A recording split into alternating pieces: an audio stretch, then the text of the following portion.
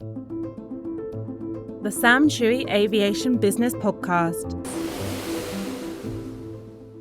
Hello and welcome to the episode 2 of the Chui Aviation Business Podcast.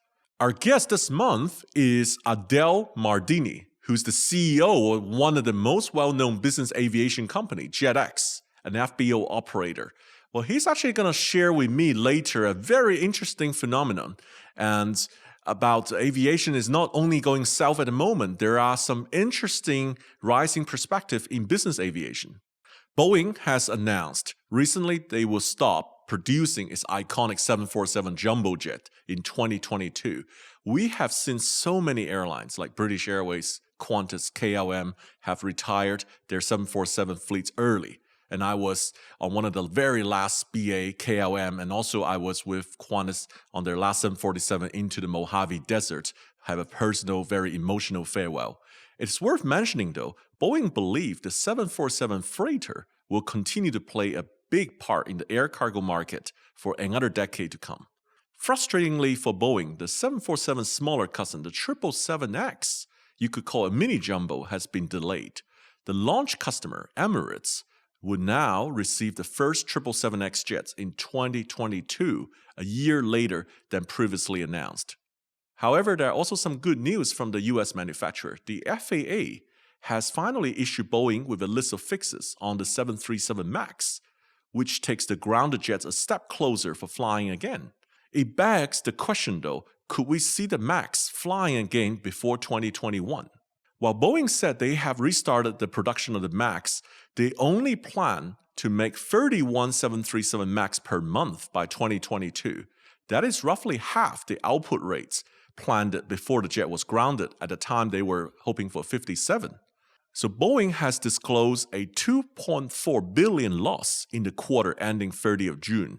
And they have revised the rate of production of their airplane. So the 737 MAX, they will be producing 31 per month, down from 57 at its peak.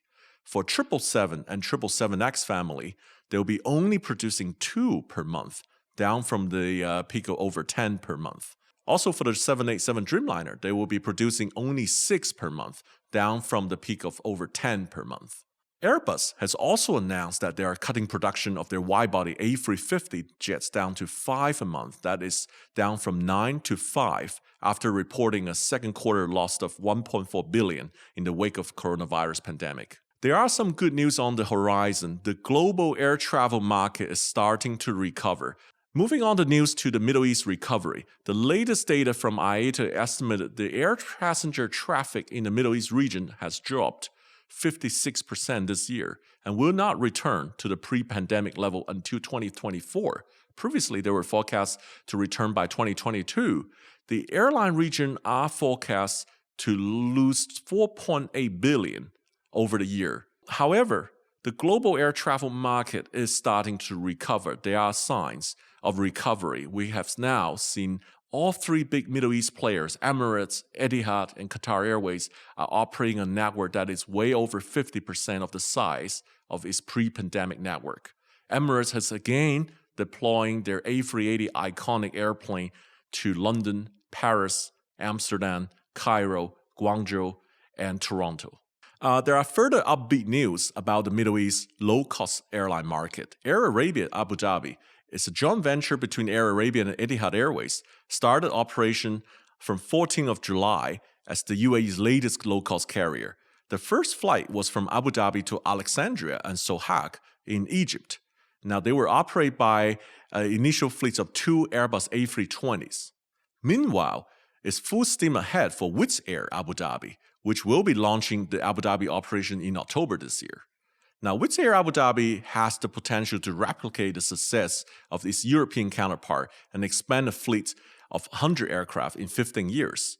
The airline CEO Joseph Varadi has said that they even want to accelerate the Airbus order delivery ahead of its competitors. So that's it for now for the market update from myself. Coming up next is our exclusive interview with a very prominent figure from the business aviation world. Stay tuned. With me is Mr. Adel Mardini, the CEO of Jetex. Welcome on board. Thank you very much. So Adel, I've been to your FBO, which is, I think, is the best in Dubai and probably in the world as well, right? And share Yes. with me some of the latest development in Jetex right now. The latest development in Jetex, it's like, to be honest with you, is related to the pandemic. We created a new procedure for our passenger and traveler around the world, especially in Dubai, because out of all our network for the time being, Dubai and Paris is the most busiest location. And we implement a new policy and procedure in Dubai following the government regulation for the safety for the passenger, crew, and the traveler all over the world. This is the major development that we are doing for the time being in our facility, is related to the pandemic and related to the safety for our passenger. Okay, so we know that the commercial aviation took a huge hit, and fell off a cliff right now in pandemic time. And a lot of people want to fly from A to B, but simply there's no commercial flight available or the borders closed. It's not easy to go through.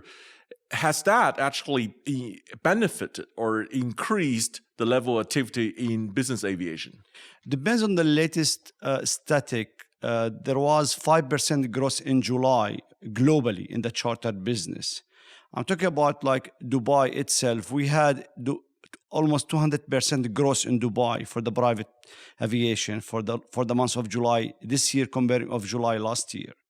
And this is a big indication about like moving from the commercial airlines to business aviation. But just like let me focus about one point. As I can see, 70% of the customer who flying in a private aviation for the past 60 days is mainly new name. We did not see this name before. This passenger came from first class and business class. And everyone believe like this is because of like there's no route between main destination, the people losing private jet. But I can see even there's a route for flying in commercial airlines. For the timing, the people prefer to fly in a private jet for multiple reasons. Safety. Mm-hmm. The restriction is less because you are gathering with less people. You are flying in a private terminal. And in the same time, you are flying depends on your time and depends on your destination. We can see for the time being the major destinations from Dubai flying to Mykonos, Montenegro, Croatia. This is the destination which is like mainly Emirates Airlines not flying to this destination. This is how we can see the shifting from commercial airlines to the private aviation. And it's not only for leisure, even for the business, the people flying in private aviation. And as you just mentioned, the pandemic hit the commercial airlines, and depends on the IATA latest statement. They expect 4 years from now for the commercial airlines to come back, plus more than $80 billion lost. This is a big hit for them. So what's the feedback like from all this passenger has been using Jetex FBO during the pandemic? Did they talk to you? What did they like about what you have done, or what could you have done better? Just like the major question especially for the new traveler, how many hours before departure you have to be in the terminal? Yeah. What the procedure? Just like we would tell them, okay, 15 minutes is enough. So 15 minutes? Usually if you are traveling in first or business class, especially now, we need to be there like 2-3 hours. So no, 15 minutes is enough. So the people just like, especially for the new traveler, it's something totally new. And we believe the people who's traveling now in the private jet, they will continue flying private jet. The businessman or the high individual people who just like usually flying in first class 6-7 times a year, we expect them to cut their travel to 2 to 3 times and flying in private aviation, because they realize the difference between flying commercial airlines and the private aviation. I'll give you an example. Like McKinsey released a study 2 months ago. They said like, when you are flying commercial airlines, you will be exposed for 700 touch points, while you are traveling in private aviation, you'll be exposed for 20 to 30 touch points. It's a massive difference if you are traveling in commercial airlines and the private aviation. This is how the people realize the difference between both of them. So Adel, my understanding about Jetex is it's a FBO operator. So for our audience who didn't know what FBO stands for, it actually stands for fixed base operator. But I really didn't like this word because I've been to your luxury VIP private jet terminal. It's amazing. In the US, we have a couple thousand FBOs. Those are really just like a bus stop or bus station, and you go in there and then you get into the plane and that's it. But I was so fascinated when I visited yours at Dubai South, and also I believe Jetex has over 30 FBOs over the world, right? And that's how I see you are providing a much higher level of service to differentiate yourself. First of all, the FBO started in US 100 years ago, and it was built as a gas station. Like any aircraft will land there to make refueling and just like to make like quick maintenance, and then they fly it. The concept has been changed. The high individual people deserve to have the same level of the services when they are flying in private jet, or when they are using limo car, helicopter services, private suite, or their own villa or penthouse. This is why we came to the industry with the new concept. When you go to the commercial airport, the first impression that you have is this shopping mall. But when you are coming to our terminal, you believe that you are in a hotel lobby. This is exactly the concept that we want to deliver to our passenger. We want to tell them, okay, because you are coming in a private jet, like its value minimum like $25 to $50 million, and you are spending thousands of dollars per hour, you have to have in the same level. And we just change the whole concept to be hotel background. All our stuff in the FPO in the land side is all coming from hotel industry. Number one. Number two, all being trained and obtain a license and audit from the same company who been audit the hotel business. This is how we treat with our passenger. Our philosophy and strategy is very clear. We are in the land side, we are totally hotel business. In the RAM side, we are aviation business. This is exactly how we mix both of them. To come back to your question, there's 4,500 FBO all over the world. 3,000 you look at in US, and 1,500 in the rest of the world. Our plan to work with our partner, friends in the industry, to change the world of FBO to be a terminal, or to name it the same, like Jetex Dubai, Signature London, Jetex Paris, Universal Spain. This is like the concept that we are coming. But yes, I agree with you. The world is 100 years. And it's enough. We have to change it, because we believe that the thinking of the people has been changed. The philosophy of the using of the FBO has been changed. But you're not a conventional FBO, obviously, because it was so impressive. Like you said, it was a combination of hotel and aviation service together. You provide much more service than just FBO, right? It's not about when the passenger land. Our service started from the minute that the VIB decided to travel. So his office, they calling us to arrange a overflight and landing permits, the full logistic and support, including the full concierge services. Our service is not limited when the passenger in our terminal, in our RAM. Even when the passenger going out of the terminal, we are arranging for them everything. Sometimes private yacht, private butler, private villa, any other services required for the passenger. Exactly when you are checking in a hotel and ask the concierge for, like, you want to rent a villa, or you want to rent a yacht or a helicopter or a tour. It's exactly what our concierge team doing. When I visited your FBO, I actually met quite a few professionals there. They can also book you in on a charter private jet. You just tell them your requirements, where you want to fly, and they can arrange it. And what kind of airplane you want to fly. That's so cool. Part of our services, which is under experienced team, is like booking private jet as well for the passenger, because we are not doing only booking private jet, just like booking, mainly is like booking full concierge services. Part of them is a private jet, because we have like a very good relationship with our customer, which is the operator. This is why we help our customer when they need a private jet.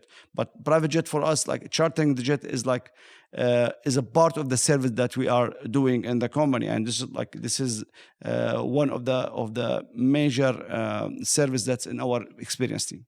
Now let's talk about Jetex expansion, right? Are you still expanding in a market like this where everyone is conserving cash and fight for safety?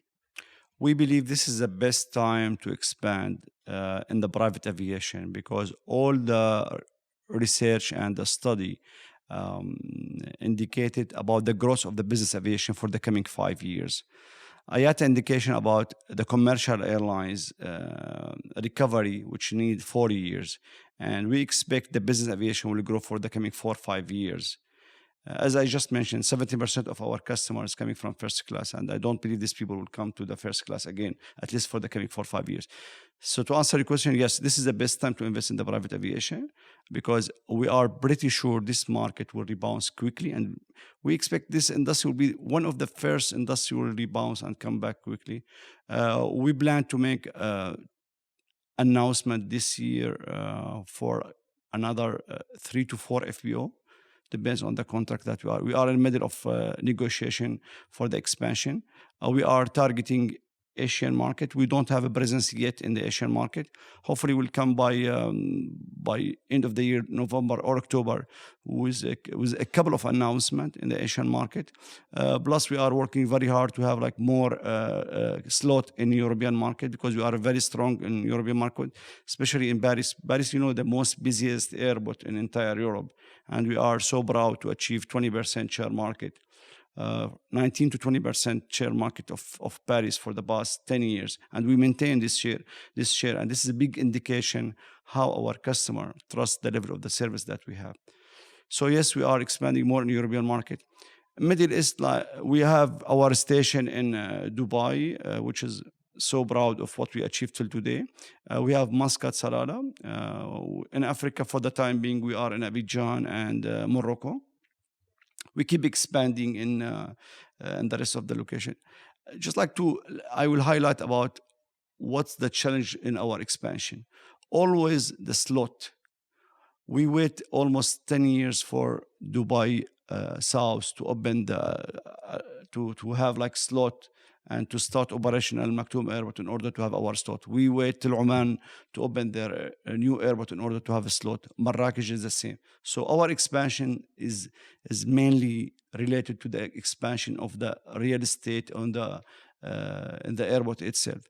So hopefully the rest of the airport in GCC, when they finish their expansion, we see like Bahrain building a new airport, Kuwait building a new airport, Jeddah and Riyadh as well as expansion. So all this one is an indication. And once they expand their facility, for sure, we will have footprint in this location. So yes, we are targeting Middle East, we are targeting Africa, Europe, and Asia Pacific. I have the pleasure using Jetex FBO and also flying on many private aviation in the past. The thing I see for a person valued the most in private aviation is exclusivity, privacy, and now during COVID pandemic is the health and safety. So what has Jetex been doing to ensure the safety of the passenger who use Jetex FBO? First of all, the space that we have. For example, again, in Dubai, we have 1,800 square meter only lounges for the passenger. And the minute that we receive the booking for the flight, we allocate 1 lounges for the family or the group. And we allocate dedicated staff, up to 3 staff who will be around the group or the family. They will stay with them from the minute they arrive to the terminal till the minute they will be departing. This is how we limited the people who will be around this family. And for sure, all our stuff tested in weekly basis, and we are implementing high safety regulation, checking the temperature. We are as well having our own sanitizer for the airplane as well. We are doing complimentary for our customer. All this measurement is help our passenger traveling safely when they plan any trip. And again, for departure, we just need 15 minutes. One more thing to be added, we are doing the COVID test for the passenger who is coming into Dubai in the lounge. And this is a big support we received from Dubai South for our passenger. This is, I believe, it's play very good on increasing the business movement to Dubai South. That increase the confidence of travelers returning back to Dubai. Yeah. It's really refreshing to hear from your perspective. We heard so much sad stories in commercial aviation or the business activities way down. What's your outlook for the future in business jet aviation? Growing. It's the major aircraft manufacturer like Bombardier, Gulfstream, record a drop of the aircraft delivery this year. And this is something is expected based on the pandemic. But to be honest with you, we expect for the coming 4 years a very good growth rate in this one. And July last month, I'm talking again globally, we had 5% growth combined of July. On top of that, there's like a lot of airports still closed. There's a lot of restriction, and we have 5% growth. Can you imagine if there's like the restriction has been lifted, there's no airport closed, what the percentage will be of the growth? We expect to achieve, if the whole airport will be, the whole restriction will be, we expect to have like 20-25% growth, because 5% and there's a lot of restriction. Can you expect what will happen? So from our projection, the business aviation will be growing, the demand will be increasing, and especially when the solution will come, which is like the vaccine or the medicine. And yesterday, like Russia announced the first vaccine. We expect more to be followed before end of the year. We are very positive about the market. And the people, again, will realize how important to fly in private jet. It's not a matter of safety now. It's a matter of like the confidence when you are traveling with a passenger, you know them. You have a limited people. You have like in a commercial airlines, how many crew you will have? Minimum 20, 25. In a private aviation, just like you have up to 3. In a terminal, just like how many one you will meet. In the private terminal, how many person? All this element the people will realize it. And again, having 70% of the new traveler coming from first class, I'm sure the people will stay flying in a business aviation. Sam, a question. Have you flown Supersonic before? I have the privilege. I've flown the Supersonic Concorde one time before they retired in 2003 from New York to London, 3 hours, 18 minutes at 58,000 feet. Oh my God. When it was exactly? It was, actually I remember that day, it was 17th of April, 2003. Oh. It was my only Supersonic Concorde flight, and it was nothing like other flights because we flew much higher. You see the curvature of the earth, and you save so much time. 3 hours, London to New York. Can you believe it? Wow. How was the flight? What's the difference between flying Supersonic and commercial airlines? You see, I light up, I smile, and I had such a great experience on that. It was a very narrow airplane, right? Concorde was only two sitting, but it was very fast. You can feel the vibration of the metal. You know, it's the climbing, the acceleration, the deceleration. You can feel the airplane when it flies. It gives a lot of feedback, and I think the pilots are very proud of flying it. It has priority for takeoff and landing because the takeoff and especially the landing speed is much faster. They have to clear a lot of traffic, and Concorde will come in land first. Just like business aviation, you have priority to land, you save a lot of time, and you are exclusive. Let me share with you this good news. Aerion, like they will be in the market, will be in 2023, which is 20 years after retirement of the Supersonic, which is one of the aircraft that you flew. This is like very good news for the traveler. Right. I heard about Aerion a lot because there's a couple company in the race of bringing back supersonic travel. Aerion is the leader in the business aviation segments of bringing back supersonic business jet. So they see there is a market to support supersonic travel for business aviation. So yeah, looking forward to that. So you're saying is you signed an agreement with them. I signed a strategic agreement with them. We will provide them for the full concierge service for their passenger. On top of that, we'll be their official FBO when they are traveling all over the world. And we will start preparing our terminal to accommodate all the requirements of the first supersonic jet in the world. We are so delighted and happy with this partnership. And I'm sure like the people, when they fly, as you just mentioned, they will feel the difference, especially the time. And you know, in the private jet, the most important thing, the timing. This is why you charter private jet. That's amazing. I am so much looking forward to seeing supersonic private jets and then arriving at your FBO, which is a perfect combination of luxury, the speed, the health and safety, everything combined in business aviation. This is exactly what we are looking for with Aerion. This is exactly our target to deliver to our passenger. So when did Jetex start? Where was your first FBO? How did you start this? 2005, we started this company in Dubai. And I believe if anyone wants to build a brand, Dubai is the best place to start because this is the place where you can shine your brand. So we started this business 2005 in Dubai as a logistic and support. And we made the setup to be ready for the FBO. And the first FBO was in Paris, Le Bourget. Why we choose Le Bourget? Because Le Bourget is the biggest airport as a private jet, more than 50,000 flights a year. And when we made the first acquisition in the Jetex in 2009, we had different response from the market. Why Paris? Why Jetex coming to the FBO business? Since we started this company in 2005, we had a vision to make a one-stop shop for all the customer, the FBO and the flight support. And this is what we achieved in 2009. And because of the confidence that we receive from our client, because of like feedback that we receive, we have right now 32 terminals in the world. We are so proud of the achievement. So proud to be in Paris, the most busiest airport, and maintain 19 to 20% share market. We did last year in Paris 11,000 flights. For us, it's a big achievement, and we owe all the respect and thanks for our team who supported me in growing the company since 2005 till today.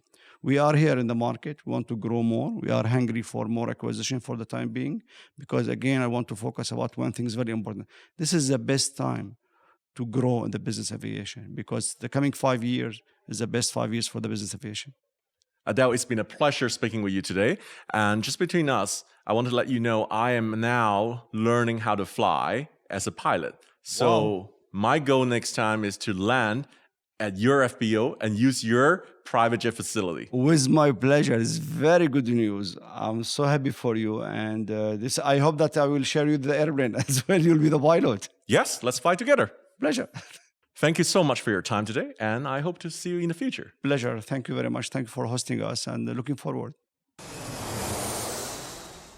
Well, I'm very excited about that insightful news, especially about the supersonic private jets from Adel there. And now I would like to share with you some of my latest update from myself. As I mentioned earlier, I have recently passed my solo flight as a pilot, which actually boosted lots of confidence in myself. Let me share with you, at the beginning, for many, many years, I wasn't confident about being a pilot or flying the plane, although I love aviation immensely, and there are many times I thought about giving it a try. However, I didn't have the time on my hand. I didn't have the confidence. I felt I had very bad body coordination, that I probably would never become a pilot.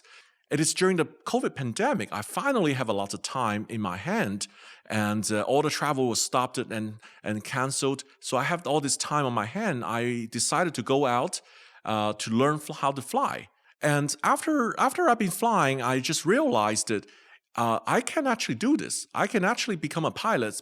Flying is all about practice. It is no different to other things like driving or playing piano and instruments. It is all about practice. The more hours you fly, the more practice you get, the better pilots, the better controls you are at your airplane. So no doubt, I always remember my solo on the 16th of July, 2020, which I flew 3 standard traffic pattern at 1,000 feet, and 3 full-stop landing, come back at Torrance in Southern California. I think learning flying is probably the best decision I've made. It was a great distraction from COVID and to learn a new skill set. For our younger audience, I also want to encourage you to use your time on your hand to reinvent yourself, learn a new skill sets. And since I came back to Dubai, I've actually have been to many aviation farewell party. As you know, in the UAE, it's a major aviation hub in the Middle East here. It was rather sad to farewell many pilots, many cabin crews, and many aviation industry professionals. But I also see a lot of positivities and hopes from them. They are willing to accept the situation, but to adapt and improve themselves. And they're willing to look out a solution for the future.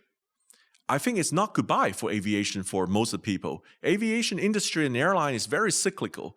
It traveled through many cycles of boom and bust. 2 words, determination and persistence, will let you get through this difficult time. Sometimes I felt the whole COVID pandemic to aviation is like a dream. I fell in a coma for 5 months, and when you woke up, the whole world has changed. Back in March, when I was flying lots of 747 and A380, and now all the airplanes has been grounded. There are tens and thousands of people who have lost their jobs. There's no question that we are all suffered through this COVID pandemic, as we all have taken a hit, but we are all in this together. There are turbulent times like this that we need to tighten our seatbelts, but I'm sure we will get through it. It's not even a matter of if, it's just a matter of when. I firmly believe aviation has a bright future for all of us. Well, thank you all very much for listening to this podcast. Don't forget to like and share with anyone you think might be interested in aviation. I'll be back for the episode 3 of the Sam Chui Business Aviation Forecast. Until then, stay safe and take care. The Sam Chui Aviation Business Podcast.